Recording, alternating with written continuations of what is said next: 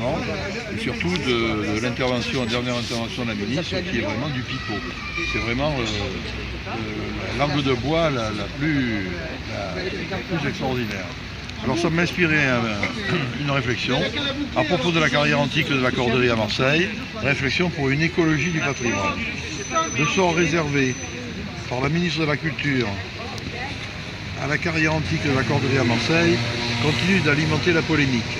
Parmi les nombreuses réactions de personnalités, je note, et je les en remercie, celle de Rudy Ricciotti qui dit « Sur la Corderie, on atteint le niveau maximum de la honte », et celle de Stéphane Bern, « Je suis meurtri par ce qu'il est en train de se passer ».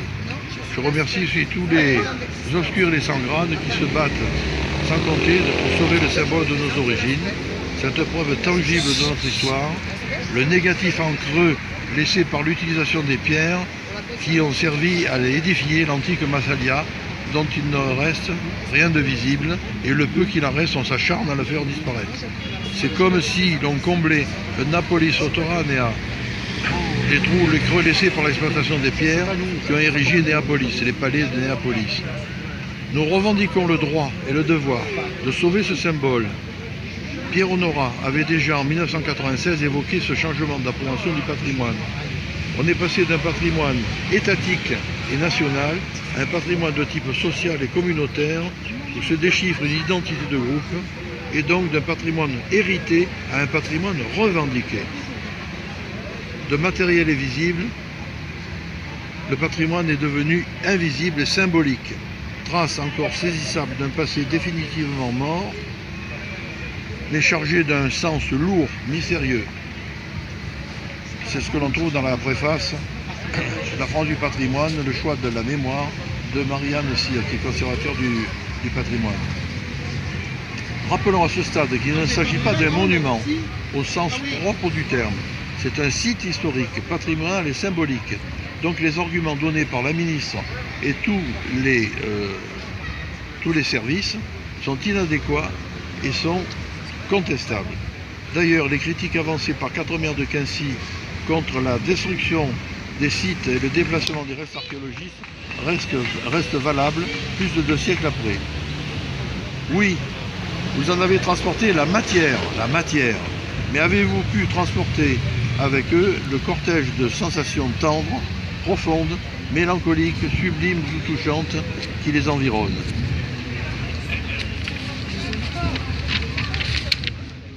Excusez-moi, je cherche ma seconde page.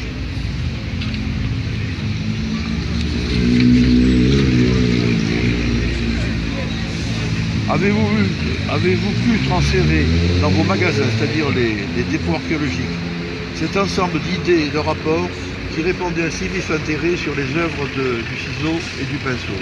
Tous les objets ont perdu leur effet en perdant leur motif. Effectivement, où est l'émotion qui étreignait le visiteur de la basilique de Malaval en contemplant les fouilles et en voyant les sarcophages serrés autour de la Memoria du 5e siècle après Jésus-Christ? La présentation au musée d'histoire de cette Memoria, c'est plus qu'un tombeau, hors de son contexte et de son environnement.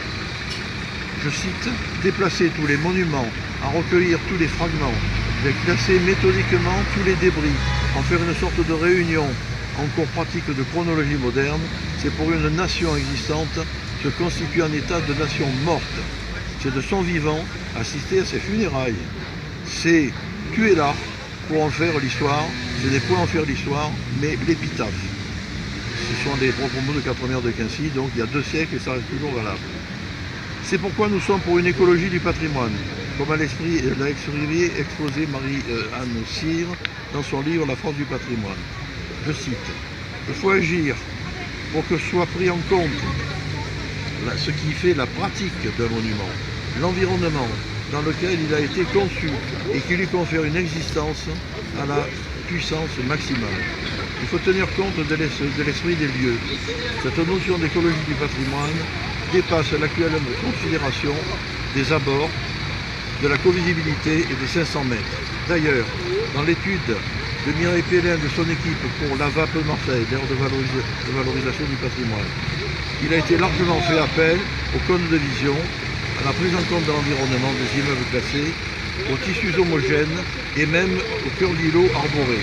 Le jardin de la Colonne et le rempart Louis XIV constituent un fond de scène merveilleux pour la mise en valeur paysagère de la carrière et avec un cône visuel depuis le boulevard de la Corderie, avec interruption de l'effet de barre de l'ensemble immobilier à cet endroit-là pour faire une vraie valorisation.